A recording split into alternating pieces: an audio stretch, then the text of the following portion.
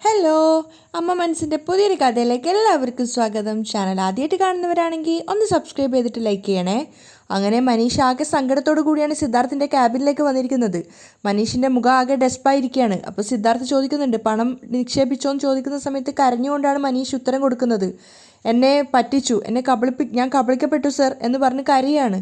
അപ്പോൾ സിദ്ധാർത്ഥിനൊന്നും മനസ്സിലാവുന്നില്ല. സിദ്ധാർത്ഥ് ചോദിക്കുന്നുണ്ട്, എന്താ മനീഷ്, എന്താ പറ്റിയത്, കരയാതെ നിങ്ങൾ കാര്യം പറയൂ. പക്ഷെ അത് കാണുന്ന സമയത്ത് മേഘ ആകെ പരിഹാസത്തോടെ പുഞ്ചിരിക്കുകയാണ്. കാരണം അവൾക്ക് അതിൻ്റെ റീസൺ അറിയാമല്ലോ. അപ്പോൾ സിദ്ധാർത്ഥ് വീണ്ടും വീണ്ടും പറയുന്നുണ്ട്, നിങ്ങളിങ്ങനെ കരയാതെ എന്താ സംഭവിച്ചതെന്ന് പറ, അല്ലാതെ നിങ്ങൾ പറ്റിക്കപ്പെട്ടു എന്ന് പറഞ്ഞാൽ എനിക്കെങ്ങനെയാണ് മനസ്സിലാവുക. അപ്പോഴാണ് മനീഷ് സംഭവിച്ച കാര്യങ്ങൾ സിദ്ധാർത്ഥിനോട് പറയുന്നത്. ക്യാഷ് എടുത്തിട്ട് ഞാൻ ബാങ്കിലേക്ക് പോകുമായിരുന്നു. പോകുന്ന വഴിയാണ് ഒരു ചെറിയ ആക്സിഡൻറ്റ് നടന്നത്. അതിനുശേഷം കാറ് കൊണ്ടുപോയി ഓട്ടോയ്ക്ക് ഇടിച്ചതും ഓട്ടോക്കാരനുമായിട്ട് നടത്തിയ വാഗ്വാദവും ഒക്കെ മനീഷ് പറഞ്ഞു കൊടുക്കുകയാണ് സിദ്ധാർത്ഥിനോട്. ശേഷം കാറിൽ കയറിയ സമയത്താണ് പണം അടങ്ങിയ ബാഗ് നഷ്ടപ്പെട്ടത് മനസ്സിലായത്. മനീഷ് പറഞ്ഞ കാര്യങ്ങൾ കേട്ട് ശരിക്കും പറഞ്ഞ സിദ്ധാർത്ഥ് ഷോക്കായിരിക്കുകയാണ്. കാരണം 20 ലക്ഷം രൂപയാണ് നഷ്ടമായിരിക്കുന്നത്. പക്ഷെ മേഘ അതൊക്കെ കേട്ടിട്ട് ചിരിച്ചുകൊണ്ട് അവിടെ ഇരിക്കുകയാണ്. സിദ്ധാർത്ഥ് ദേഷ്യത്തോടെ ചാടി എഴുന്നേറ്റിട്ട് മനീഷിനോട് നേരെ കയർത്ത് സംസാരിക്കുകയാണ്. എന്ത്, പണം നഷ്ടപ്പെട്ടു എന്നോ? അപ്പോഴേക്കും മേഘയും വേഗം അങ്ങോട്ടേക്ക് വരുന്നുണ്ട്. അതെ സർ, തല താഴ്ത്തിക്കൊണ്ടാണ് മനീഷ് ഉത്തരം പറയുന്നത്. അപ്പോൾ മേഘയും ഒന്നും അറിയാത്തതുപോലെ, അയ്യോ ഇനി എന്താ ചെയ്യുക, ഇത്രയും പണം നഷ്ടപ്പെട്ടോ എന്നൊക്കെ പറയാണ്. അപ്പോൾ സിദ്ധാർത്ഥ് ദേഷ്യത്തോട് പറയുന്നുണ്ട്, നോൺസെൻസ്, ഇത്രയും പണം നഷ്ടപ്പെട്ടിട്ട് നീ ഇത്രയും കൂളായി വന്നതെന്ന് സംസാരിക്കുന്നത്? ഇത്രയും വലിയൊരു എമൗണ്ട് ഇത്രയും കെയർലെസ് ആയിട്ട് കൊണ്ടുപോയിട്ട് ഇവിടെ വന്നിട്ട് തിരിച്ച് അതിനുള്ള റിപ്ലൈ തരുവാണ് നീ. സിദ്ധാർത്ഥിന് ദേഷ്യം കയറിയിട്ട് അവനെ നിയന്ത്രിക്കാൻ സാധിക്കുന്നുണ്ടായിരുന്നില്ല. അപ്പോൾ മനീഷ് കരഞ്ഞുകൊണ്ട് പറയുന്നുണ്ട്, സർ, ഇതുപോലെയൊന്നും സംഭവിക്കുമെന്ന് ഞാൻ സ്വപ്നത്തിൽ പോലും കരുതിയില്ല സർ. സിദ്ധാർത്ഥിന് എന്താ പറയേണ്ടതെന്ന് പോലും മനസ്സിലാവുന്നില്ല. മേഘയാണെങ്കിൽ എരുതിയിൽ എണ്ണ ഒഴിക്കാൻ വേണ്ടി വീണ്ടും മനീഷിനോട് ചോദിക്കുന്നുണ്ട്, മനീഷ്, നിങ്ങളെ വിശ്വസിച്ചിട്ടല്ലേ ഇത്രയും വലിയൊരു പണം ഞാൻ നിങ്ങളെ ഏൽപ്പിച്ചത്? ഇങ്ങനെ അത് കളഞ്ഞിട്ട് വന്നിട്ട് നാണയില്ലാതെ ഇവിടെ വന്ന് നിൽക്കുന്നോ എന്ന് ചോദിച്ചിട്ട് അവനോട് തട്ടിക്കയറുകയാണ്. അപ്പോൾ സിദ്ധാർത്ഥും ദേഷ്യത്തോടെ മേഘയോട് പറയുന്നുണ്ട്, മേഘ, എല്ലാ പ്രാവശ്യവും പണത്തിൻ്റെ കാര്യങ്ങളൊക്കെ കൃഷ്ണമൂർത്തിയല്ലേ ഏൽപ്പിക്കാറുണ്ടായിരുന്നത്? അത് കേട്ടതും മേഘ ഒന്ന് പതറുന്നുണ്ട്. പിന്നെ എന്തിനാ മനീഷിൻ്റെ കയ്യിൽ പണം കൊടുത്തത് മേഘ? സിദ്ധാർത്ഥ സംശയത്തോട് ചോദിക്കുകയാണ്. ഒന്ന് പതറിയെങ്കിലും മേഘ പെട്ടെന്ന് തന്നെ പറയുന്നുണ്ട്, അത് ഇന്ന് കൃഷ്ണമൂർത്തി ലീവാണ്. നീയല്ലേ സിദ്ധു മനീഷ് നല്ല എക്സ്പീരിയൻസ് ആയ ആളാണെന്ന് പറഞ്ഞത്? മനീഷ് നാണക്കേടോടെയും കുറ്റബോധത്തോടെയും തലതാഴ്ത്തി നിൽക്കുകയാണ്. അപ്പോൾ മേഘ സിദ്ധാർത്ഥിനെ വെല്ലുവിളിച്ചിട്ട് പറയുന്നുണ്ട്, അതുകൊണ്ടാണ് മനീഷിൻ്റെ കയ്യിൽ പണം കൊടുത്തത്. സിദ്ധാർത്ഥിന് വല്ലാണ്ട് ദേഷ്യം വരുന്നുണ്ടായിരുന്നു. മനീഷ് ആ തലതാഴ്ത്തി നിൽക്കുന്ന അവസ്ഥ കണ്ടപ്പോൾ മേഘ പുച്ഛത്തോടെ നിൽക്കുകയാണ്. പെട്ടെന്നാണ് സിദ്ധാർത്ഥ് ചോദിച്ചത്, അല്ല മനീഷ്, ആ ഏരിയയിലുള്ള പോലീസ് സ്റ്റേഷനിൽ കംപ്ലൈൻറ്റ് ചെയ്തോ? അത് കേട്ട സമയത്ത് മേഘ ഒന്ന് പെട്ടെന്ന് ഞെട്ടുകയാണ്. കണ്ണീര് തുടച്ചുകൊണ്ട് മനീഷ് പറയുന്നുണ്ട്, ആ കംപ്ലൈൻറ്റ് ചെയ്തു സർ. അപ്പോൾ മേഘ ഒന്ന് ചെറുതായിട്ട് പേടിക്കുകയാണ്. അപ്പോൾ സിദ്ധാർത്ഥ് ദേഷ്യത്തോട് പറയുന്നുണ്ട്, മനീഷ്, നിങ്ങൾ കളഞ്ഞത് ചെറിയ പണമല്ല, 20 ലക്ഷം രൂപയാണ് നിങ്ങൾ കൊണ്ടുപോയി കളഞ്ഞിരിക്കുന്നത്. ആ പണം തേടി കണ്ടുപിടിക്കുന്നത് വരെ ഈ സിറ്റി വിട്ടിട്ട് നിങ്ങൾ എവിടെയും പോകാൻ പാടില്ല, മനസ്സിലായോ? ഒരു കള്ളനെ പോലെ നിൽക്കേണ്ടി വന്ന ഗതികേടിൽ മനീഷ് തലതാഴ്ത്തി നിൽക്കുകയാണ്. അപ്പോൾ സിദ്ധാർത്ഥ് പറയുന്നുണ്ട്, ആ പണം തിരിച്ചു കിട്ടുന്നത് വരെ ഞാൻ നിങ്ങളെ ഇവിടുന്ന് സസ്പെൻഡ് ചെയ്യാൻ പോവുകയാണ്. അത് കേട്ടതും മനീഷ് ശരിക്കും ഷോക്കാവുകയാണ്. അത് കേൾക്കുന്ന സമയത്ത് മേഘയ്ക്ക് വല്ലാത്ത ചിരിയും സന്തോഷവും വരുന്നുണ്ടായിരുന്നു. പക്ഷെ അത് പ്രകടിപ്പിക്കാതെയാണ് അവിടെ നിൽക്കുന്നത്. അപ്പോൾ സിദ്ധാർത്ഥ് ലാസ്റ്റ് വാണിംഗ് ആയിട്ട് മനീഷിനോട് പറയുന്നുണ്ട്, ഇനി പണം കിട്ടിയില്ല എന്ന് വെക്ക്, നിങ്ങളെ ഞാൻ പെർമനൻ്റ് ആയിട്ട് ഇവിടുന്ന് ഡിസ്മിസ് തന്നെ ചെയ്യും. മനീഷിന് എന്താ പറയേണ്ടതെന്ന് അറിയാതെ അവൻ സിദ്ധാർത്ഥിൻ്റെ മുഖത്ത് നിസ്സഹായനായിട്ട് നോക്കുകയാണ്. പക്ഷേ മേഘ ആ സമയത്തൊക്കെ പുഞ്ചിരിച്ചുകൊണ്ടാണ് നിൽക്കുന്നത്. എന്ത് കാര്യത്തിന് വേണ്ടിയാണോ അവൾ എഫേർട്ട് എടുത്തത് അത് സക്സസ് ആയിട്ടുണ്ടായിരുന്നു. അപ്പോൾ സിദ്ധാർത്ഥ് ദേഷ്യത്തോടെ പുലമ്പിക്കൊണ്ടിരിക്കുകയാണ്. പണം നശിപ്പിച്ചിട്ട് വന്നിട്ട് കരഞ്ഞുകൊണ്ടിരുന്നിട്ട് എന്താ കാര്യം? മനീഷ് ഒന്നും പറയാനാവാതെ നിൽക്കുകയാണ്. അപ്പോൾ സിദ്ധാർത്ഥ് പറയുന്നുണ്ട്, കരച്ചിലൊക്കെ നിർത്ത്, ആദ്യം ഞാനേ ഇൻസ്പെക്ടറോട് സംസാരിക്കട്ടെ. ശരി സർ. മേഘയെ നോക്കിയിട്ട് മനീഷ് പറയാണ്. മേഘയാണെങ്കിൽ ദേഷ്യമുള്ളതുപോലെ മുഖം ഇങ്ങനെ വെട്ടിക്കുന്നുണ്ട്. അപ്പോൾ സിദ്ധാർത്ഥ് ദേഷ്യത്തോട് പറയാണ്, ഓ ഒന്ന് ഇറങ്ങിപ്പോ മനീഷ്. മനീഷ് ക്യാബിനിൽ നിന്ന് ഇറങ്ങിപ്പോയതിന് ശേഷം സിദ്ധാർത്ഥ് അപ്സെറ്റായിട്ട് അവിടെ ഇരിക്കുകയാണ്. ആ സമയത്ത് മേഘ ചിന്തിക്കുന്നുണ്ട്, എൻ്റെ കൂടെ ജീവിക്കണം എന്നാണ് ആഗ്രഹം അല്ലേ? ഇനി ഈ ഓഫീസിനകത്ത് പോലും നിന്നെ കയറാൻ ഞാൻ അനുവദിക്കില്ല. നീ കളഞ്ഞ 20 ലക്ഷം രൂപ കണ്ടുപിടിക്കുന്നതിന് മുൻപ് നിന്റെ ജീവിതം തന്നെ തീരും. അവൾ പുച്ഛത്തോടെ മനീഷ് പോയ ഭാഗത്തേക്ക് നോക്കുകയാണ്. അതിനുശേഷം സിദ്ധാർത്ഥിൻ്റെ മുഖത്ത് നോക്കിയപ്പോൾ അവൻ അപ്സെറ്റായിട്ട് ഇരിക്കുന്ന കണ്ടപ്പോൾ മേഘ വേഗം ഫേസൊക്കെ ചേഞ്ച് ചെയ്തിട്ട് ആ ഒരു ടെൻഷനിൽ പങ്കുചേരുകയാണ്. അതേസമയം ചന്ദ്രികയുടെ വീട്ടിലാണെങ്കിൽ അവൾ മുറ്റമൊക്കെ അടിച്ച് അതിനുശേഷം മലറിനോട് കോലത്തിൻ്റെ ഡബ്ബ എടുത്തിട്ട് വരാൻ പറയുകയാണ്. അങ്ങനെ അവിടെയൊക്കെ വൃത്തിയാക്കിയിട്ട് അമ്മയും മോളും കൂടെ അവിടെ ഇരുന്നിട്ട് കോലം വരയ്ക്കുകയാണ് മുറ്റത്ത്. ആ സമയത്താണ് കുറച്ച് ആൾക്കാർ മുറ്റത്ത് വന്ന് നിൽക്കുന്നതായിട്ട് ചന്ദ്രയ്ക്ക് മനസ്സിലാവുന്നത്. അവൾ തല ഉയർത്തി നോക്കുകയാണ്. മറ്റാരും ആയിരുന്നില്ല, മഹേഷ് പണം കടം വാങ്ങിച്ചിട്ടുള്ള അയാൾ തന്നെയായിരുന്നു അത്. അപ്പോൾ അവരെ കണ്ടപ്പോൾ തന്നെ ചന്ദ്രിക ആകെ ഷോക്കായിട്ട് നിൽക്കുകയാണ്. അപ്പോൾ അയാൾ പരിഹാസത്തോടെ ചോദിക്കുന്നുണ്ട്, എന്താ ചന്ദ്രിക, സുഖമായിരിക്കുന്നോ? ചന്ദ്രിക ഒന്നും പറയാതെ പേടിയോടെ അയാളെ തന്നെ നോക്കി നിൽക്കുകയാണ്. അപ്പോൾ അയാളാണെങ്കിൽ മലറിനെ തന്നെ നോക്കുന്നുണ്ട്. അതിനുശേഷം ചന്ദ്രികയോട് പറയാണ്, അമ്പോ 2 വർഷം കൊണ്ട് മലർ ഒരുപാട് വളർന്നല്ലോ. അതിനും ചന്ദ്രിക മറുപടിയൊന്നും പറയാതെ മകളെ നോക്കുകയാണ്. അപ്പോൾ അയാൾ പറയുന്നുണ്ട്, 2 വർഷത്തിന് മുന്നേ എൻ്റെ കയ്യിൽ നിന്ന് രക്ഷപ്പെട്ട് ഓടി. 2 വർഷത്തിന് ശേഷം ഇതേ ഗ്രാമത്തിൽ തന്നെ തിരിച്ചു വന്നു. 2 വർഷം ചെന്നൈയിൽ ജോലി ചെയ്ത് ഒരുപാട് സമ്പാദിച്ചിട്ടുണ്ടാവുമെന്നാണ് ഞാൻ കരുതുന്നത്. ചന്ദ്രിക ഒന്നും പറയാതെ ഭയന്ന് നിൽക്കുകയാണ്. അപ്പോൾ അയാൾ പറയുന്നുണ്ട്, എനിക്ക് തരാനുള്ള പണത്തെ തന്നു കഴിഞ്ഞാൽ ഇങ്ങനെ ഇടയ്ക്കിടയ്ക്ക് വന്നിട്ട് ഞാൻ ശല്യം ചെയ്യുന്നത് അവസാനിപ്പിക്കും. അവസാനം ചന്ദ്രിക കുറച്ച് ധൈര്യത്തോടെ പറയുന്നുണ്ട്, ഇങ്ങോട്ട് നോക്ക്, ഞാനൊന്നും നിങ്ങളുടെ കയ്യിൽ നിന്ന് പണം വാങ്ങിയിട്ടില്ല. നിങ്ങൾ ആർക്കാണോ പണം കൊടുത്തത് അവനോട് പോയിട്ട് ചോദിക്ക്, അല്ലാതെ എൻ്റെ അടുത്ത് വന്നിട്ട് പണത്തിന് ആവശ്യപ്പെട്ടാൽ ഞാനെന്ത് ചെയ്യേണ്ടത്? അപ്പം അയാൾ പരിഹാസത്തോടെ ചിരിക്കുകയാണ്. എന്നിട്ട് പറയുന്നുണ്ട്, മഹേഷ് പണം വാങ്ങിയിട്ട് പുറത്തൊന്നും അല്ലല്ലോ ചിലവാക്കിയിട്ടുണ്ടാവുക, നിൻ്റെ വീട്ടിലേക്കായിരിക്കുമല്ലോ ചിലവാക്കിയിട്ടുണ്ടാവുക. മഹേഷ് വാങ്ങിയ കടം ഭാര്യയായ നീയല്ലേ അടച്ചു തീർക്കേണ്ടത്. ചന്ദ്രിക ഒന്നും പറയാനാവാതെ നിൽക്കുന്ന സമയത്ത് അയാൾ ദേഷ്യത്തോടെ പറയുന്നുണ്ട്, മര്യാദയ്ക്ക് എനിക്ക് കിട്ടേണ്ട 6 ലക്ഷം രൂപ എൻ്റെ കൈകളിൽ കൊണ്ടുവന്ന് എത്തിച്ചോ. ചന്ദ്രിക ഷോക്കായിട്ട് നിൽക്കുകയാണ്, കാരണം 6 ലക്ഷം രൂപയാണ്. അപ്പോൾ അയാൾ പറയുന്നുണ്ട്, ഇല്ലെങ്കിൽ ഞാൻ ഇതുപോലെ ക്ഷമയോടെ ഇനി സംസാരിച്ചൊന്നും വരില്ല. അപ്പോൾ വീണ്ടും ചന്ദ്രിക പേടിയില്ലാതെ തന്നെ സംസാരിക്കുകയാണ്, സർ, എനിക്കും മഹേഷിനും ഡൈവോഴ്സായി. ഞാനും അയാളും തമ്മിൽ ഇപ്പോൾ ഒരു ബന്ധവും ഇല്ല. അയാൾ തരേണ്ട പൈസക്ക് ഉത്തരവാദിത്തം ഏറ്റെടുക്കേണ്ട ആവശ്യം എനിക്കില്ല. നിങ്ങൾക്ക് തരാനുള്ള പണം അയാളുടെ കയ്യിൽ നിന്ന് പോയിട്ട് വാങ്ങിക്കോ. അപ്പോൾ അയാൾ പരിഹസിച്ച് ചിരിച്ചിട്ട് പറയാണ്, നിനക്കും മഹേഷിനും ഡൈവോഴ്സ് ആയതിനു ശേഷമല്ല ഞാൻ കടം തന്നത്. നിങ്ങൾ 2 പേരും കല്യാണം കഴിച്ച് നിങ്ങളെ 2 പേരും കുടുംബജീവിതം നന്നായിട്ട് പോയിക്കൊണ്ടിരിക്കുമ്പോഴാണ് അവൻ എൻ്റെ കയ്യിൽ നിന്നും കടം വാങ്ങിയത്. അങ്ങനെ വാങ്ങിയ കടത്തിന് ഭാര്യയായിട്ടുള്ള നീയും കൂടി ഉത്തരം പറയണമല്ലോ. ചന്ദ്രിക ഇനിയൊന്നും പറയാനില്ല എന്നുള്ളൊരു അവസ്ഥയിൽ നിൽക്കുകയാണ്. അപ്പോൾ അയാൾ ക്ഷമയോടെ വീണ്ടും പറയുന്നുണ്ട്, ഇങ്ങോട്ട് നോക്ക് ചന്ദ്രിക, നീ എന്ത് ചെയ്യുന്നു ഏത് ചെയ്യുന്നു എന്നൊന്നും എനിക്കറിയണ്ട. 2 ദിവസം കൂടി ഞാൻ നിനക്ക് സമയം തരാം. അതിനുള്ളിൽ എൻ്റെ പണം പലിശയും മുതലും ചേർത്ത് തിരിച്ചു തരാൻ നോക്ക്. ഇല്ലെങ്കിൽ എന്ന് പറഞ്ഞിട്ട് മലരിൻ്റെ നേരെ അയാൾ രൂക്ഷമായിട്ട് നോക്കുകയാണ്. എന്നിട്ട് ചന്ദ്രികയോട് പറയുന്നുണ്ട്, എന്താ ചെയ്യേണ്ടതെന്ന് എനിക്ക് നന്നായിട്ട് അറിയാം. അയാൾ എന്താ ഉദ്ദേശിച്ചതെന്ന് ചന്ദ്രികയ്ക്ക് മനസ്സിലായി. അതുകൊണ്ട് തന്നെ അവൾ കുറച്ചൊരു ഭയത്തോടെയാണ് നിൽക്കുന്നത്. തൻ്റെ മകളെയാണ് അയാൾ നോട്ടിട്ടതെന്ന് മനസ്സിലായപ്പോൾ. അപ്പോൾ അയാൾ പരിഹാസത്തോടെ പറയുന്നുണ്ട്, അന്ന് നിന്നോട് ചോദിച്ചത് 5 ലക്ഷത്തിനാണ്.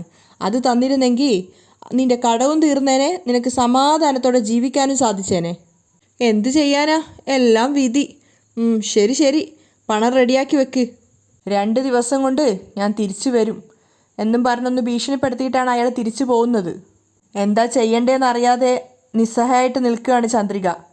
അതേസമയം മേഘ അവളുടെ റൂമിലിരുന്നിട്ട് കണക്കുകൾ നോക്കിക്കൊണ്ടിരിക്കുമ്പോഴാണ് മുത്തശ്ശി കുറച്ച് സ്വീറ്റ്സൊക്കെ ആയിട്ട് റൂമിലേക്ക് വന്നത്. അപ്പോൾ മേഘയോട് സ്നേഹത്തോടെ പറയുന്നുണ്ട്, നിനക്ക് വേണ്ടി ഞാൻ എൻ്റെ കൈകൊണ്ട് തന്നെ ഉണ്ടാക്കിക്കൊണ്ട് വന്നതാ. മേഘ സന്തോഷത്തോടെ പുഞ്ചിരിച്ചിട്ട് അതിൻ്റെ അടുത്ത് കഴിക്കുകയാണ്. എന്നിട്ട് ചോദിക്കുന്നുണ്ട്, എന്താ മുത്തശ്ശി സ്വീറ്റ്സൊക്കെ ഉണ്ടാക്കിക്കൊണ്ട് വന്നിരിക്കുന്നേ? അപ്പോൾ സന്തോഷത്തോടെ അവരും പറയുന്നുണ്ട്, അതെന്താന്ന് വെച്ചാ ഞാൻ പറഞ്ഞതുപോലെയൊക്കെ നീ ചെയ്ത് കാണിച്ചല്ലോ. ഇന്ന് മഹേന്ദ്രൻ ഗ്രൂപ്പ് ഓഫ് കമ്പനിയുടെ മുഴുവൻ സ്വത്തുക്കൾക്കും നീയാണ് അധിപതി. അതുമാത്രമല്ല, ചന്ദ്രികയെ വീട് വിട്ട് തുരത്തുകയും ചെയ്തല്ലോ. പിന്നെ എനിക്ക് എന്താ മോളെ വേണ്ടത്? അവർ സന്തോഷത്തോടെ പറയാണ്. പെട്ടെന്ന് മേഘയുടെ മുഖം ഒന്ന് ഡള്ളാവുന്നുണ്ട്. അതെന്താ നോക്കാൻ വേണ്ടിയിട്ട് മുത്തശ്ശി അവളെ നോക്കുകയാണ്. അപ്പം മേഘ പറയുന്നുണ്ട്, ഞാൻ ചന്ദ്രികയും മലരിനെയും ഇവിടുന്ന് പറഞ്ഞു വിട്ടു. പക്ഷേ മഹേന്ദ്രൻ അച്ഛനും ലക്ഷ്മി അമ്മയും വെറുതെ ഇരിക്കുമോ? ചന്ദ്രികയെ എങ്ങനെയെങ്കിലും കൺവിൻസ് ചെയ്ത് ഇങ്ങോട്ടേക്ക് തന്നെ തിരിച്ചു കൂട്ടിക്കൊണ്ടുവരാൻ അവർ ശ്രമിക്കും. തീർച്ചയായിട്ടും അവർ 2 പേരും ശ്രമിക്കും. പക്ഷേ അവൾ ഇങ്ങോട്ടേക്ക് വരണമല്ലോ. ഇപ്പം കൂടി അവർ 2 പേരും പോയി കാല് പിടിച്ചിട്ടും അവൾ ഇങ്ങോട്ടേക്ക് വരില്ല എന്ന് അവരുടെ 2 പേരുടെയും മുഖത്തടിച്ചതുപോലെ പറഞ്ഞിട്ട് തിരിച്ചയച്ചിരിക്കുക. ഇപ്പോൾ ഓക്കെ മുത്തശ്ശി, പക്ഷേ പോകെ പോകെ ചന്ദ്രികയ്ക്കും മനസ്സ് മാറിയാലോ? അപ്പം മുത്തശ്ശിയും പറയുന്നുണ്ട്, അതിനും ചാൻസ് ഉണ്ട്. അതിനുള്ളിൽ ചന്ദ്രികയെ നീ എന്തെങ്കിലും ചെയ്യണമല്ലോ. എന്തെങ്കിലും ചെയ്യണമെന്ന് വെച്ചാൽ മുത്തശ്ശി എന്താ ഉദ്ദേശിച്ചത്? മേഘയ്ക്ക് മനസ്സിലായില്ല. അപ്പോൾ മുത്തശ്ശി പുതിയൊരു ഐഡിയ അവൾക്ക് പറഞ്ഞു കൊടുക്കുകയാണ്. എല്ലാ കാര്യങ്ങളും മേഘ ശ്രദ്ധയോടെ കേൾക്കുന്നുണ്ട്. അതൊരു നല്ല ഐഡിയ ആണെന്ന് അത് കേട്ടപ്പോൾ മേഘയ്ക്കും തോന്നുകയാണ്. അവളും പുഞ്ചിരിച്ചുകൊണ്ടാണ് അതൊക്കെ കേൾക്കുന്നത്. അപ്പോൾ മുത്തശ്ശി അവസാനം പറയുന്നുണ്ട്, ഞാൻ പറഞ്ഞതുപോലെ ചെയ്തു കഴിഞ്ഞാൽ ജീവിത അവസാനം വരെ നിനക്ക് ഒരു പേടിയും കൂടാതെ ജീവിക്കാം. ഇല്ലെങ്കിൽ നിനക്ക് എന്തെങ്കിലുമൊക്കെ പ്രശ്നങ്ങൾ വന്നുകൊണ്ടേയിരിക്കും. അപ്പം മേഘ പറയുന്നുണ്ട് ശരി മുത്തശ്ശി. അവർ രണ്ടുപേരും പുതിയൊരു പ്ലാൻ തയ്യാറാക്കിയതിൻ്റെ സന്തോഷത്തിലാണ്. അതേസമയം ചന്ദ്രിക അവളുടെ വീട്ടിലിരുന്നിട്ട് ഓരോ ജോലികൾ ചെയ്തുകൊണ്ടിരിക്കുമ്പോഴാണ് സിദ്ധാർത്ഥിൻ്റെ കോള് വരുന്നത്. ആദ്യമൊന്നും അടിച്ചെങ്കിലും ചന്ദ്രിക കോൾ അറ്റൻഡ് ചെയ്യുന്നുണ്ട്. എന്താ സാർ, പറയൂ. ചന്ദ്രിക, മലരിപ്പം എങ്ങനെയുണ്ട്? അവൾക്ക് സുഖമാണോ? അവൾക്ക് എന്താ സാർ, അവൾ സുഖമായിട്ടിരിക്കുന്നു, ചന്ദ്രിക പറയാണ്. അപ്പോൾ സിദ്ധാർത്ഥ് പറയുന്നുണ്ട്, അത് പിന്നെ അവൾ എന്നെ കോൾ ചെയ്തിട്ടുണ്ടായിരുന്നു. അത് ചന്ദ്രികയ്ക്ക് പുതിയൊരു അറിവായിരുന്നു. അപ്പോൾ മലര് പറഞ്ഞ കാര്യങ്ങൾ സിദ്ധാർത്ഥ് പറഞ്ഞു കൊടുക്കുകയാണ്. എനിക്കവിടെ ജീവിക്കാനേ താല്പര്യമില്ല, എന്നെ എത്രയും പെട്ടെന്ന് ചെന്നൈയിലേക്ക് തന്നെ തിരിച്ചിട്ട് കൂട്ടിയിട്ട് പോകണമെന്ന് മലർ എന്നോട് പറഞ്ഞിട്ടുണ്ടായിരുന്നു. അത് കേട്ട സമയത്ത് ചന്ദ്രികയുടെ കണ്ണുകൾ നിറയാണ്, പക്ഷെ അവൾ മറുപടിയൊന്നും പറയുന്നില്ല. അപ്പോൾ സിദ്ധാർത്ഥ് ചോദിക്കുന്നുണ്ട്, ചന്ദ്രിക, ഞാൻ വേണമെങ്കിൽ അവിടെ വന്ന് മലറിനെ ഒന്ന് കണ്ടോട്ടെ? പെട്ടെന്ന് തന്നെ ചന്ദ്രിക പറയാണ്, അയ്യോ അത് വേണ്ട സർ, ജാനകി അമ്മ നിങ്ങൾ ഇങ്ങോട്ടേക്ക് വരരുതെന്ന് പറഞ്ഞിട്ടുണ്ടായിരുന്നു. ജാനകി അമ്മയെ അനുസരിക്കാതെ സാർ ഇങ്ങോട്ടേക്ക് വന്നു കഴിഞ്ഞാൽ ജാനകി അമ്മ എന്തെങ്കിലും കടുങ്കൈ ചെയ്യും. അല്ലെങ്കിൽ തന്നെ എനിക്ക് ഒരുപാട് പ്രശ്നങ്ങളുണ്ട്, അതിൻ്റെ കൂടെ ആ ഒരു പാപഭാരം കൂടി എനിക്ക് ചുമക്കാനാവില്ല സാർ. അപ്പോൾ സിദ്ധാർത്ഥ് ചോദിക്കുന്നുണ്ട്, ചന്ദ്രിക, ഇനിയും എത്ര കാലം ഇതുപോലെ ഭയന്നിട്ട് ജീവിക്കാനാണ് നീ ആഗ്രഹിക്കുന്നത്? ചന്ദ്രികയുടെ മുഖം വാടുകയാണ്. അവൾ സങ്കടത്തോടെ പറയുന്നുണ്ട്, വേറെ വഴിയില്ല സാർ, നിങ്ങളുടെ അമ്മയ്ക്ക് ഇഷ്ടമില്ലാത്ത കാര്യം ചെയ്യാൻ ഞാൻ ആഗ്രഹിക്കുന്നില്ല. ചന്ദ്രിക, ഞാൻ പറയുന്നത് എന്താണെന്ന് വെച്ചാൽ എന്ന് സിദ്ധാർത്ഥ് പറയുമ്പോഴേക്കും ചന്ദ്രിക പറയുന്നുണ്ട്, സാർ, നിങ്ങളിങ്ങനെ ഇടയ്ക്കിടയ്ക്ക് എനിക്ക് ഫോൺ ചെയ്യരുത് സാർ. നിങ്ങളുടെ അമ്മ അറിഞ്ഞാൽ വെറുതെ ഓരോരോ പ്രശ്നങ്ങളുണ്ടാവും. ഞാൻ ഫോൺ വെക്കുകയാണ് സാർ. ചന്ദ്രിക പെട്ടെന്ന് തന്നെ കോള് കട്ട് ചെയ്യുകയാണ്. സിദ്ധാർത്ഥിന് എന്തെങ്കിലും പറയാനുള്ള അവസരം അവൾ കൊടുക്കുന്നില്ല. അപ്പോൾ സിദ്ധാർത്ഥാണെങ്കിൽ ദേഷ്യത്തോടെയാണ് നിൽക്കുന്നത്. കോള് കട്ട് ചെയ്തതിന് ശേഷം ചന്ദ്രിക ചിന്തിക്കുന്നുണ്ട്, എനിക്ക് മാപ്പ് തരണം സാർ. ഞാനും എൻ്റെ മോളും കാരണം നിങ്ങൾ തന്നെയാണ് ഒരുപാട് കഷ്ടപ്പെടുക സാർ. ഒരു ഭാഗത്ത് സാറിൻ്റെ അമ്മയെ ഞാൻ നോക്കണം, മറ്റൊരു ഭാഗത്ത് ഞങ്ങൾക്ക് ഞങ്ങളെ തന്നെ നോക്കണം. നിങ്ങളുടെ അവസ്ഥയെ ആലോചിക്കുമ്പോൾ എനിക്ക് ഒരുപാട് സങ്കടം തോന്നുന്നുണ്ട് സാർ. അപ്പോൾ സിദ്ധാർത്ഥ് ചിന്തിക്കുന്നുണ്ട്, ചന്ദ്രിക ഫോണിൽ സംസാരിക്കാൻ കൂടി ഇത്രയേറെ ഭയക്കുന്നുണ്ട്. അത്രത്തോളം അമ്മ അവളെ ഭയപ്പെടുത്തി വെച്ചിരിക്കുകയാണ്. രണ്ടുപേരും രണ്ടിടത്തായിട്ട് ഒരുപാട് ദുഃഖം അനുഭവിക്കുന്നുണ്ടായിരുന്നു. പിന്നെ കാണിക്കുന്നത് മഹേന്ദ്രൻ ഗ്രൂപ്പ്സ് ഓഫ് കമ്പനിയാണ്. അപ്പോൾ മഹേന്ദ്രൻ ഓഫീസിൽ വന്നൊരു ദിവസമാണ്. അപ്പോൾ അദ്ദേഹത്തെ കാണാൻ വേണ്ടിയിട്ട് സിദ്ധാർത്ഥ് ക്യാബിനിലേക്ക് വരുന്നുണ്ട്. സിദ്ധാർത്ഥിനെ കണ്ടപ്പോൾ ഇരിക്കാൻ വേണ്ടിയിട്ട് മഹേന്ദ്രൻ പറയുകയാണെങ്കിലും സിദ്ധാർത്ഥ് ആകെ ടെൻഷനോടെയാണ് നിൽക്കുന്നത്. എന്താ കാര്യം എന്ന് ചോദിക്കുന്ന സമയത്താണ് സിദ്ധാർത്ഥ് കാര്യം പറയുന്നത്. ചെറിയൊരു ഭയത്തോടു കൂടിയാണ് സിദ്ധു സംസാരിക്കുന്നത്. അങ്കിൾ, നമ്മുടെ സ്റ്റാഫായിട്ടുള്ള മനീഷ് എന്ന് പറഞ്ഞൊരാൾ 20 ലക്ഷം രൂപ ഡെപ്പോസിറ്റ് ചെയ്യാൻ വേണ്ടി കൊണ്ടുപോയിട്ടുണ്ടായിരുന്നു. പോകുന്ന വഴി ഒരു ചെറിയ ആക്സിഡൻറ്റ്. അവൻ ഓട്ടോ ഡ്രൈവറുമായിട്ട് ആർഗ്യുമെൻ്റൊക്കെ കഴിഞ്ഞിട്ട് കാറിൽ കയറിയ സമയത്ത് പണം നഷ്ടപ്പെട്ടിട്ടുണ്ടായിരുന്നു. സിദ്ധാർത്ഥ് പേടിയോടുകൂടി വിക്കിയാണ് സംസാരിക്കുന്നത്. അപ്പോൾ മഹേന്ദ്രന് ഷോക്കാവുകയാണ്. അയാൾ ചോദിക്കുന്നുണ്ട്, വാട്ട്, 20 ലക്ഷം രൂപ കട്ടുകൊണ്ടുപോയെന്നോ? എന്താ സിദ്ധാർത്ഥ്, ആരാണവൻ? ഇത്രയും കെയർലെസ് ആയിട്ട് പെരുമാറിയവൻ? ഇങ്ങനെയുള്ള ആളെ വിശ്വസിച്ചിട്ട് എങ്ങനെയാണ് പണം കൊടുത്തത്? സാധാരണയായിട്ട് കൃഷ്ണമൂർത്തിയല്ലേ പണം കൊണ്ടുപോവാറ്, എന്തിനാ മനീഷിൻ്റെ കൈ കൊടുത്തയച്ചത്? അപ്പോൾ സിദ്ധു പറയുന്നുണ്ട്, അത് പിന്നെ അങ്കിൾ, ഞാനല്ല, മേഘയായിരുന്നു മനീഷിൻ്റെ കൈ പണം കൊടുത്തത്. അവൾ ഇങ്ങനെയുള്ള മണ്ടത്തരങ്ങൾ കാണിക്കുന്നത് നിനക്ക് അറിയായിരുന്നില്ലേ? എന്തിനാ ഈ ഒരു ജോലി നീ അവളെ ഏൽപ്പിച്ചത്? സിദ്ധാർത്ഥ് തലതാഴ്ത്തി നിൽക്കുകയാണ്. അപ്പോൾ സിദ്ധു പറയുന്നുണ്ട്, സ്റ്റേഷനിൽ കംപ്ലൈൻറ്റ് കൊടുത്തിട്ടുണ്ട്, എത്രയും പെട്ടെന്ന് പണം തിരിച്ചു കിട്ടും. അപ്പോൾ മനീഷ് എങ്ങനെയുള്ള ആളാണ്, ഇനി അവൻ തന്നെയാണോ കട്ടുകൊണ്ട് പോയതെന്നൊക്കെ മഹേന്ദ്ര സംശയത്തോട് ചോദിക്കുന്നുണ്ട്. അപ്പോൾ സിദ്ധാർത്ഥ് പറയാണ്, അങ്ങനെയുള്ള ഒരാളായിട്ട് എനിക്ക് തോന്നുന്നില്ല, അവനൊരു ജെന്യുവൻ പേഴ്സണായിട്ടാണ് തോന്നിയിട്ടുള്ളത്. ശരി, നമ്മുടെ അസിസ്റ്റൻറ്റ് കമ്മീഷണറുടെ പറഞ്ഞിട്ട് പണം എത്രയും പെട്ടെന്ന് കണ്ടുപിടിക്കാൻ പറ. ശരി അങ്കിൾ. മഹേന്ദ്രനും ആകെ കൺഫ്യൂഷൻ ആവുകയാണ്. അതിനുശേഷം സിദ്ധാർത്ഥിനോട് പറയുന്നുണ്ട് വാസുദേവനോട് വേഗം വരാൻ പറയാൻ, സിദ്ധുവിൻ്റെ അച്ഛനോട് അക്കൗണ്ട്സൊക്കെ ഒന്ന് നോക്കണമെന്ന്. അങ്ങനെ അയാളെ വിളിക്കാൻ പോയപ്പോൾ പെട്ടെന്ന് സിദ്ധുവിന് ഓർമ്മ വന്നത്, അച്ഛൻ ഇന്ന് വന്നിട്ടില്ല, ലീവാണ്. ശരി, എങ്കിൽ അക്കൗണ്ട്സിനോട് ഫയൽസൊക്കെ എടുത്തിട്ട് വരാൻ പറ. ശരി, ഞാൻ അവരോട് പറയാം എന്ന് പറഞ്ഞിട്ട് അയാളെ പറഞ്ഞു വിടുകയാണ് സിദ്ധു. അയാൾക്ക് പിന്നാലെ സിദ്ധുവും വന്നിട്ടുണ്ടായിരുന്നു. മഹേന്ദ്രൻ ഒരുപാട് നേരം ആ ഫയലൊക്കെ നോക്കിയതിന് ശേഷം ദേഷ്യത്തോടെയാണ് അക്കൗണ്ടിനോട് സംസാരിക്കുന്നത്. നിങ്ങൾ ഇതൊന്നും ചെക്ക് ചെയ്യാറില്ലേ? ഇതൊന്നും അക്കൗണ്ടൊന്നും ടാലി ആവാത്തത്? അയാൾ പേടിയോടെ നിൽക്കുകയാണ്. സിദ്ധുവിനും ചെറിയൊരു ഭയം ഉണ്ടായിരുന്നു. മഹേന്ദ്രൻ കുറച്ച് ദേഷ്യത്തോടെയാണ് സംസാരിക്കുന്നത്. അപ്പോൾ അയാൾ പറയുന്നുണ്ട്, സാർ, വാസുദേവൻ സാറാണ് ഇതൊക്കെ ഹാൻഡിൽ ചെയ്യാറുള്ളത്. 85 ലക്ഷം രൂപയുടെ ലോസ് ഇവിടെ വന്നിട്ടുണ്ട്. ഇത്രയും വലിയൊരു എമൗണ്ട് വാസുദേവൻ എടുത്തിട്ടുണ്ട്. അതെന്തിനാണെന്ന് നിങ്ങൾക്കറിയാമോ? അറിയില്ല സാർ. അപ്പോൾ മഹേന്ദ്ര സിദ്ധുവിനോടും പറയാണ്, സിദ്ധാർത്ഥ്, 85 ലാക്സ് വരെ വൗച്ചർ വരെ ഇല്ലാതാണ് എടുത്തിരിക്കുന്നത്. എന്ത് കാരണത്തിന് വേണ്ടി ഇത്രയും പണം എടുത്തതെന്ന് നിന്നോട് പറഞ്ഞിട്ടുണ്ടായിരുന്നോ? സിദ്ധു ആകെ കൺഫ്യൂഷൻ ആവുകയാണ്. അവൻ പറയുന്നുണ്ട്, അങ്ങനെ കാരണമൊന്നും എന്നോട് പറഞ്ഞിട്ടില്ല അങ്കിൾ. ഇത്രയും വലിയൊരു എമൗണ്ട് എടുത്തിട്ട് നിങ്ങൾക്ക് ആർക്കും അറിയില്ല എന്ന് പറയുന്നു. മഹേന്ദ്രൻ കുറച്ച് ദേഷ്യത്തോടെയാണ് സംസാരിക്കുന്നത്. വാസുദേവൻ അല്ലാതെ മറ്റാർക്കും കമ്പനി അക്കൗണ്ടിൽ നിന്നും പണം എടുക്കാൻ സാധിക്കില്ല. അവരെന്തിന് ഇത്രയധികം പണം എടുത്തതെന്ന് മനസ്സിലാവുന്നില്ലല്ലോ. ശരി, ഞാൻ വാസുദേവനെ ഒന്ന് വിളിച്ചു നോക്കട്ടെ. എന്ന് പറഞ്ഞിട്ട് വിളിക്കുന്ന സമയത്ത് വാസുദേവൻ്റെ ഫോൺ മറ്റൊരു കോളിലാണ്.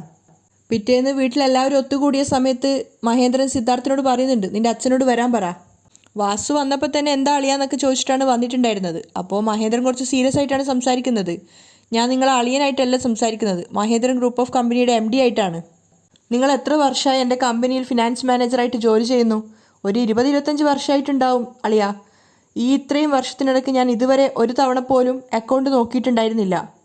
കാരണം ഞാൻ നിങ്ങളുടെ മേലെ വെച്ചിട്ടുണ്ടായിരുന്ന വിശ്വാസമാണത്. പക്ഷേ ഇന്നലെ ഞാൻ അക്കൗണ്ട് നോക്കുന്ന സമയത്ത് ഒരു 85 ലക്ഷം രൂപയുടെ കുറവുണ്ട്. അത് കേട്ട സമയത്ത് വാസുദേവൻ ഉൾപ്പെടെ ജാനകിയും ലക്ഷ്മിയും മുത്തശ്ശനും ഒക്കെ ഷോക്കായിട്ട് നിൽക്കുകയാണ്. അപ്പോൾ അതിനെന്താ കാരണം, എന്താ സംഭവിച്ചതെന്ന് മഹേന്ദ്രൻ വാസുവിനോട് ചോദിക്കുകയാണ്. അത് ചോദിക്കാനേ ഇപ്പോൾ വിളിപ്പിച്ചേ. അത് കേട്ട സമയത്ത് വാസു ഒന്ന് ഞെട്ടുകയാണ്. അയ്യോ, അളിയൻ കണ്ടുപിടിക്കില്ല എന്നാണല്ലോ കരുതിയത്. ദൈവമേ, ഇപ്പം കണ്ടുപിടിച്ചല്ലോ, ഇനി എന്താ ചെയ്യുക? അയാളിങ്ങനെ കൺഫ്യൂഷനായിട്ട് നിൽക്കുകയാണ്. അവിടെയാണ് ഇന്നത്തെ എപ്പിസോഡ് വൈൻഡപ്പ് ചെയ്യുന്നത്.